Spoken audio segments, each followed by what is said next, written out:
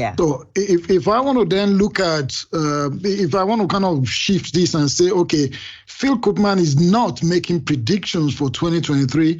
Instead, you're saying, here are the things we need to resolve or focus upon in 2023. What would those things be? You've been mentioning some of them, so I'm just kind of flipping the question now. I'll try and wrap up. I'll try and sum up. Yeah. The governance issue for fully automated vehicles is still there. Right. We have the people with the most to gain from getting lucky making the decision.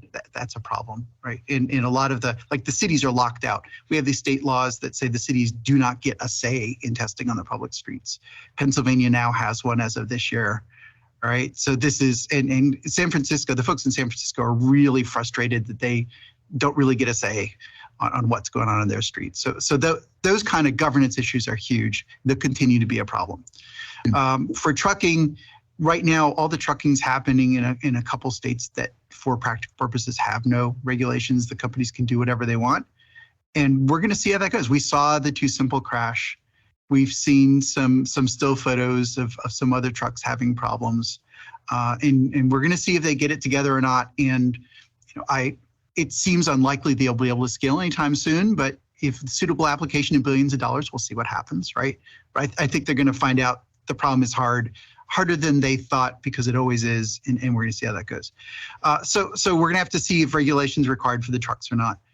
But the bulk of the industry is pivoting hard into level 2 with some plus signs after it. That's pretty clear. And so the people, if there's a car you're going to want to buy, maybe it'll have low speed level 3 traffic jam pilot. But I think the real center of gravity is going to be adding pluses to level 2.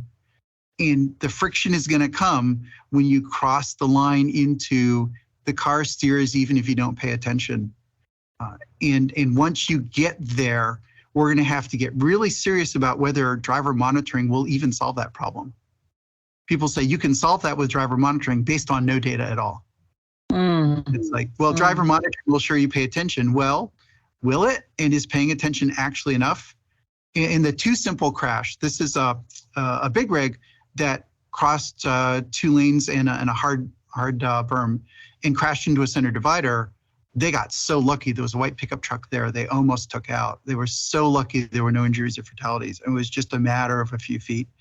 But what was really interesting about it was the steering wheel ripped itself away from the driver. The driver acted as fast as you can possibly ask anyone to ask. I think it was 0.6 of a second.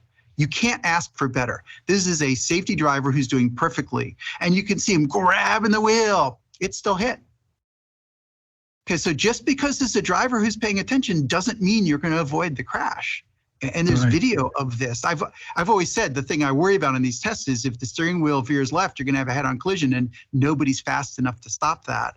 But now we have video of that. Fortunately, it's a center barrier. It wasn't head-on, but this can happen. So if you want to make a level 2+ system, once you make it so it steers and the driver's watching, some people may not be able to perform that observation task. They may just not be able to do it.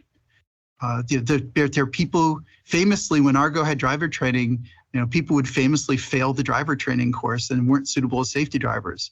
So why would they be good level 2 drivers if it misbehaves, right? This is a specialty skill. So can we make level 2 systems that are benign enough that ordinary folks can supervise them? And can we make driver monitoring that is effective enough that they'll be there with an alert when they need to be?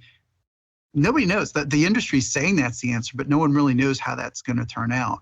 And as you keep adding pluses, you're making the problem harder by making it easier for the driver to not pay attention and have a good experience almost all the time until one time they don't. So whether adding pluses is going to work out for the industry is the big question. I'd like to see level 2 systems with lane centering, which by the way, that's the definition of level 2 is you have that, right? So the level 2 systems have sort of escaped regulatory scrutiny other than NHTSA collecting data. And I think as the technology proliferates, we're going to see that that's going to become a problem. Maybe the driver monitoring will get ahead of that. Maybe it won't, but it's a horse race right now. So, what do I want to see? I want to see the regulators especially paying attention to driver monitoring effectiveness and whether level 2 is really going to be safe or not.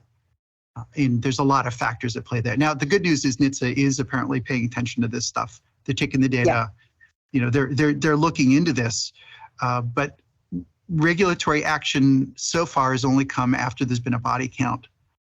And I'd really prefer it to happen more in advance. Yeah, unfortunately. No, that's true. Yeah.